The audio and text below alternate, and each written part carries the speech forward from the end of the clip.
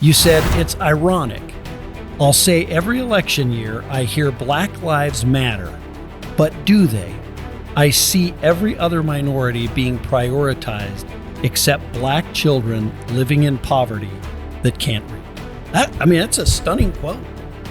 It's true. It's absolutely true. I am not saying anything out of emotion. Yeah. I am not trying to paint a fairy tale for anyone because America does not need a fairy tale. America needs an answer. And right now, if we're going to spend billions of dollars at the border, if we're going to be putting people up in hotels, what about the kids that can't read? Where's this national effort to help minority children that can't read, that are already here in the country? Yeah. So that is a problem, and I'm happy to be a part of this new party so we can finally try to make a difference. Yeah. Americans are capable of achieving extraordinary things when they have the freedom and opportunity to do so. This is American Potential.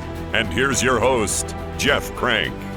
All right, well, welcome to another edition of American Potential. We're in Atlanta, Georgia.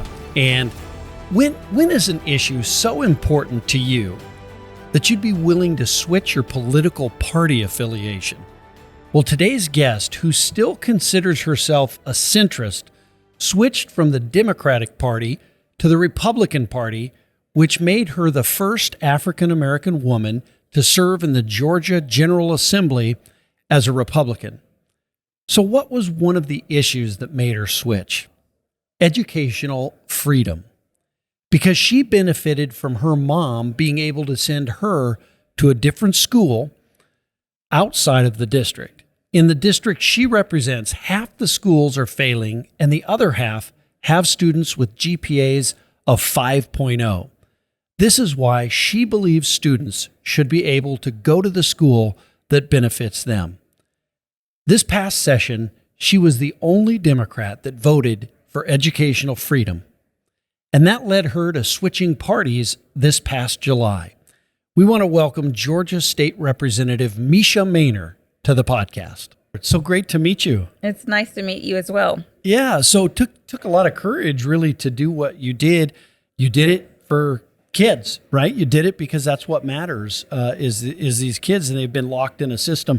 We were talking just before we started here about after you decided to switch from the Democrat Party. You've been a Democrat your whole life, I assume? A whole life, family are all Democrats. Everyone is a Democrat. Well, we're going to get to the family and what they think of all of this in a minute. But you talked about getting a letter. This is really an amazing story. So tell me again what you told me just a minute ago. Yes, so this is what this is all about at the end of the day, which is people.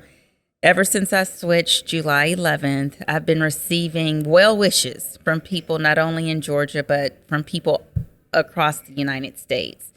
And there's a couple that sent a letter to me from Pennsylvania. And the letter that they wrote says, "We are 78 years old.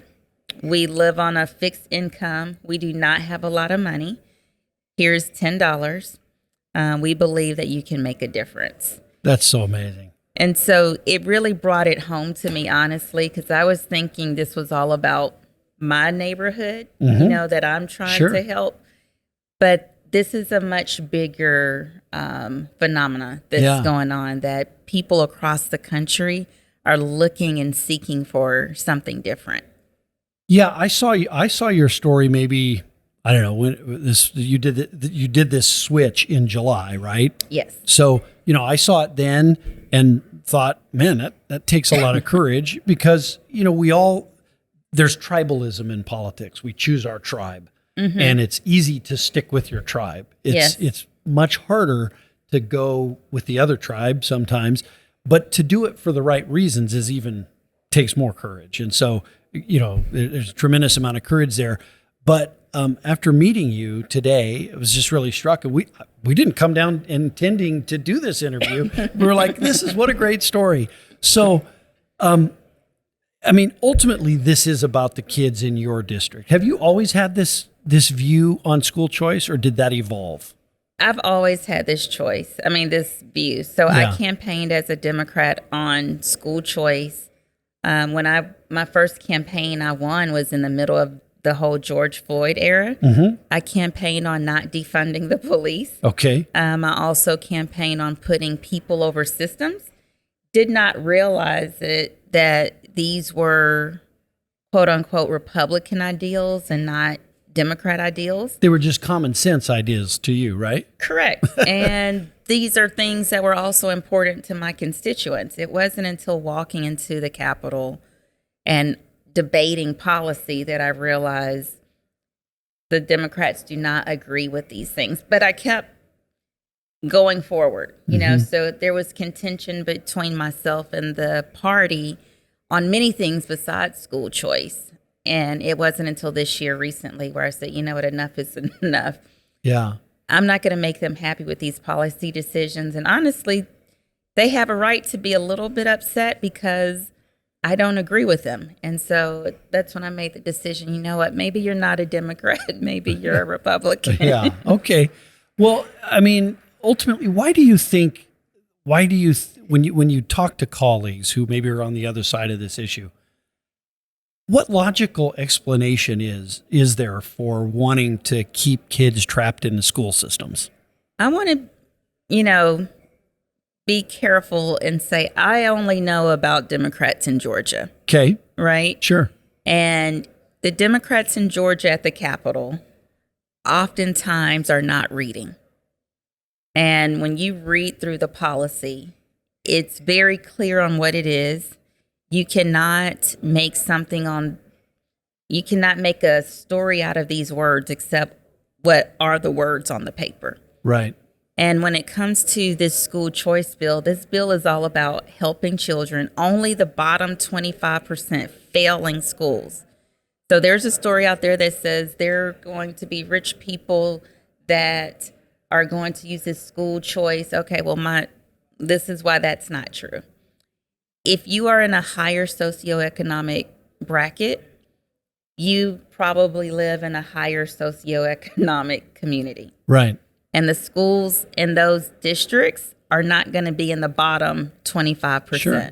Right. And so that means someone is not going to pick up their entire family and move into a blighted community so they can get a $6,500 scholarship. Right. It makes no sense, but that is the story that they're saying. And why are they saying that? They're saying it because of the teachers union. The teachers union sends out weekly, sometimes daily videos about me at times. We need to get rid of this person. They support school choice. And it's not, so they're making decisions based on a donation versus what their constituents need. Yeah. And it's, you know, it's so obvious. I remember thinking back, you know, people like Bill Clinton, I remember there was this big furor over him sending Chelsea, when he became president, to Sidwell Friends School, a private school in Washington, D.C. Well, he has school choice because he's wealthy enough. He was the president of the United States. Joe Biden's grandkids can go to a school that they choose. But this isn't about their kids. It's about our kids, right? And that's the difference. America's kids. America's kids. America's workforce. Right. The people that are going to be working in hospitals, the people that are going to pick up our trash, the people that are going to be in the hospitality industry. Right. These are America's children. Yeah. So, and it's not just about our kids. Yeah. And it's, we were talking about the proficiency rates and the test scores and things like that in some of these schools. And it's abysmal. And I don't know how people can justify trying to keep anyone in those schools. Predominantly, these are more, as you pointed out, sometimes more minority school districts or school systems that these kids literally are trapped in. And there are people on the other side of this argument that are making the argument that we should keep them in there. Yes. It's just incredible. And my response to that is the alphabet has been the same alphabet for hundreds of years. It doesn't cost more to teach the same alphabet. The numerical system is the same numerical system. It does not take more money to teach that same numerical system. For Atlanta Public Schools last year, their budget was $1.5 billion. Wow. The B as in boy. Wow. $1 billion. Yet some of the schools that I represent, some of those families, only 2% are meeting academic proficiency, which means 98% of these children are not meeting proficiency. Goldman Sachs came out with a study that said in 10 years, 300 million jobs are going to be lost to artificial intelligence. That 98% that we were just talking about, those are the people whose jobs are going to be lost. They will be non-existent. So now they don't have a job, they can't read, and they can't perform simple math. Right. That leads to desperation. Right. And, we're here at this conference. Someone was just talking about, from the Heritage Foundation, civil unrest, right? Civil unrest can happen when you're desperate. Yeah. So we really do need to think long and hard about educating our kids and giving them opportunities. Well, I think that's what you see in some urban areas. It is desperation, right? Because if you're literally trapped in a system and the government is sort of forcing you into that system, human nature is to try and get out of that system and do what you need to get out of it. Correct. So. And what's really sad about what you just said, even if you try your best to get out of that system, how do you try when you can't read? Yeah. If the system is supposed to be teaching you how to read, but you can't read, right? Where do you go? Yeah. So in doing research on you, I found this quote. I want to read it to you, and I want to get your reaction. You said your decision to switch parties, you said, it's humbling to be embraced for the first time in a long time by individuals who don't find fault in a Black woman having a mind of her own and be willing to buck the party line. That's pretty amazing. Expand on that for me. It does feel good. So I've been working with my Republican colleagues for 3 years now. Every single thing to help my community, it really has been a Republican that has helped me. The Democrats at the Capitol in Georgia have literally tried to sabotage every single thing that I tried to do. They have tried to shut me up in meetings. They would not let me speak. So I am happy that the Republicans feel like it's okay for me to have an opinion.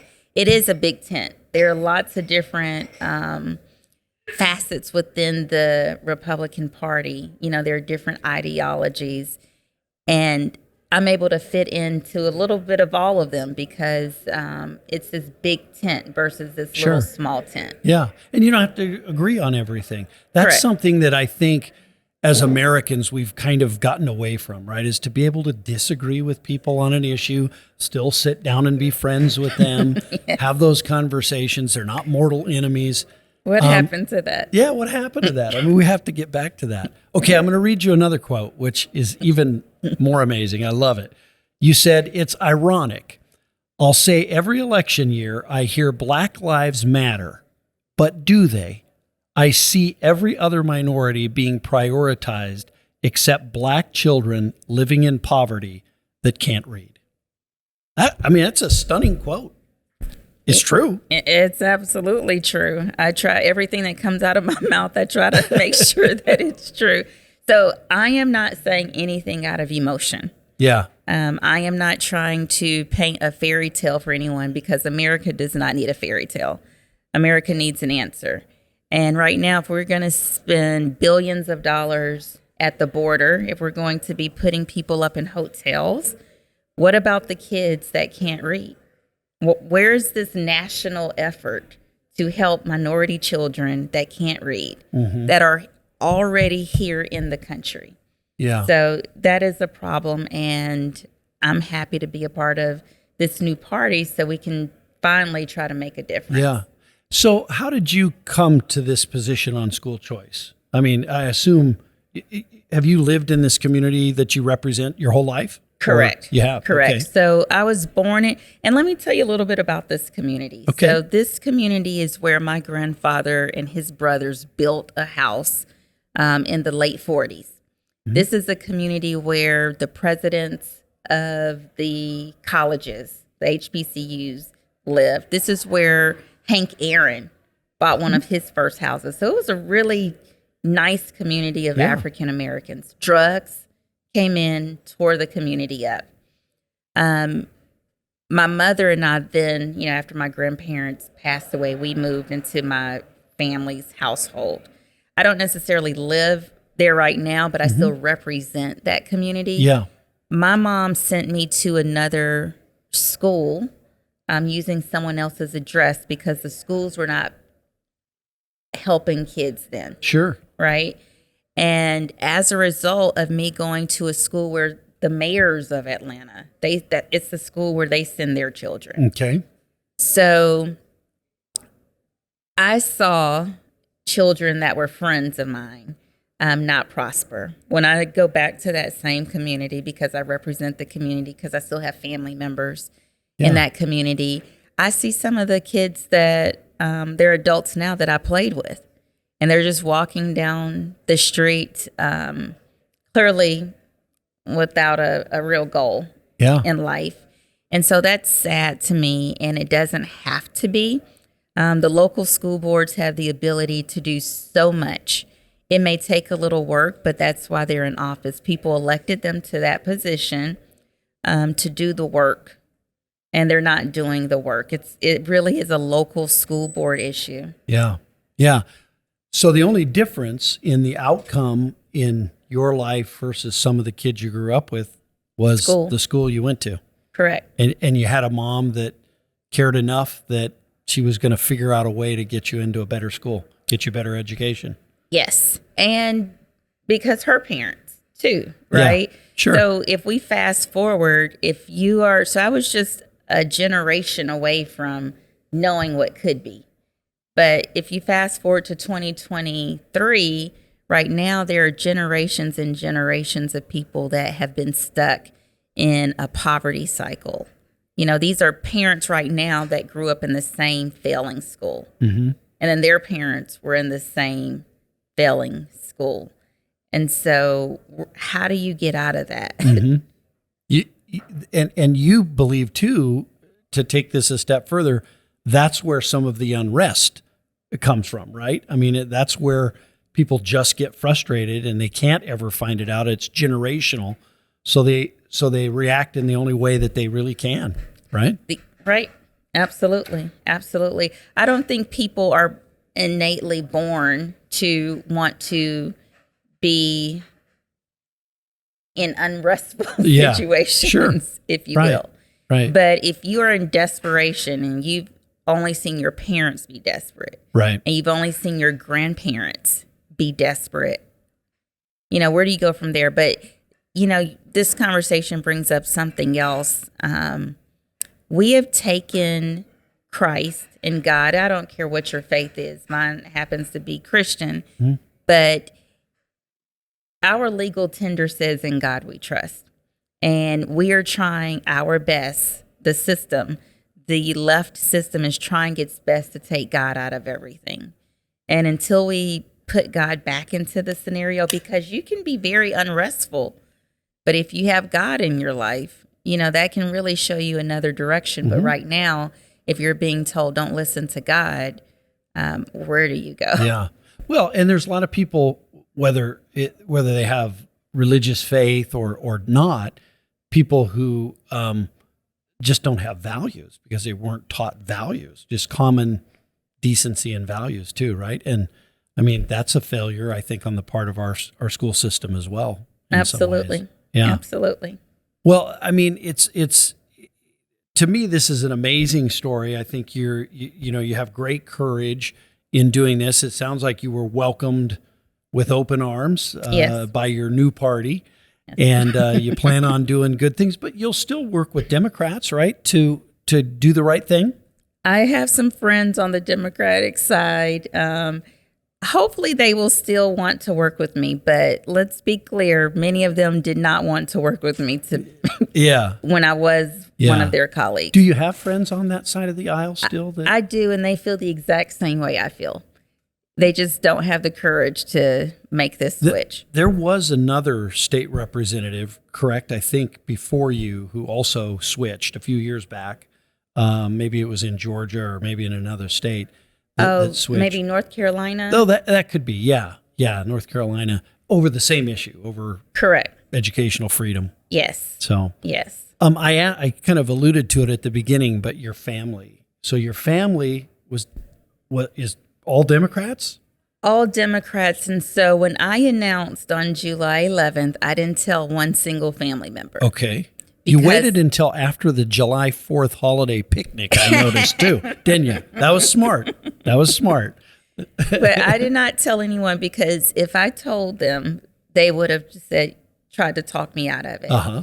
It was a tough decision. I did not need outside influence. You didn't need a lawyer or outside counsel for that. Correct. Yeah. So when I made the announcement, honestly, my mom, she found out when it was on TV. Wow. And Okay. it had to be that way. Yeah. And that first conversation really was, I get it. For 3 years, she's a Democrat. She is going to be a Democrat forever. But she sees how I've been treated. She also doesn't understand why Democrats don't support school choice. She also doesn't understand why they want to defund the police. So she understands all of these policies. She doesn't get it. Mm-hmm. But when you have been groomed to only be a Democrat and you're told every day that a Republican is the devil, it's hard to think otherwise. Even though you hear it, it's hard to think otherwise. I'm just able to be a little bit more outside the box. Yeah. So your mother, though, she shares the values that you share. It sounds like on Absolutely. the issues, she's with you. She agrees with, when I tell her they don't agree with something, she's flabbergasted. She's like, they what? Even the transgender bill, when we were voting on that transgender bill, allowing children to have these gender altering surgeries during puberty, she was like, they want to do what? She did not get it. Right. But it wasn't enough to make her say, well, I'm going to be a Republican. Right. Now and then other family members? Do you have siblings, I assume, or no? I do have siblings. The interesting, I didn't tell my brother, but when he found out, I guess other people know that I'm his sister. Uh-huh. So they started calling me saying, hey, my friend's dad or my friend's mom is a Republican. And they said, congratulations. So it has not been a sad transition for me. If anything, I'm really happy. I feel like a weight has been lifted. Yeah. I don't have to be, belittle myself, because I feel like school choice is important. Next session when we go in, when I'm voting, I don't have to be like, oh my goodness, they're going to hate me even more because I'm going to vote this way. Right. Now I'm going to vote and I might smile. And it sounds like your family was raised with good values, that they understand you're still their sister, you're still the daughter, you're still their niece, those things. And that's what's most important. Political labels don't actually really matter in life. Correct. Right? No, my family did not disown me because That's awesome. There's an R next to my name. Well, that's good. That's great. Well, thanks for all you're doing. I mean, you're a real champion and a real hero for doing this, all for the children and for these kids. And there's just not enough people that stand up and do that. So thank you for doing that. Thank you for what you do. Your organization is a national organization. You do a lot of work here in Georgia, and I'm happy to help you in your mission in any way I can. You bet. Well, I'm sure that our Georgia chapter is going to join forces with you, and we're going to just keep pushing on education savings accounts and educational freedom for Georgia kids. Yes. So Thank awesome. you for having me. Great to meet you. Nice to meet you. Thanks so too. much. You bet. Well, what a champion Mesha Mainor is. I mean, she's going to be a real superstar. I that's my prediction, is that she's going to be a real superstar on this, because she speaks, from experience. This comes from her own life, that amazing story about how her mother put her in a different school, and she goes back today and sees people that she grew up with, and it's it's totally different outcome as opposed to the background that they both had. So it was great to have her. Looking forward to see the great things that she does when she engages on this issue, and I wish her the best of luck. Thanks for listening to American Potential. Thank you for listening to American Potential. You may listen to more stories from Americans working every day to expand freedom and opportunity in their communities by visiting AmericanPotential.com.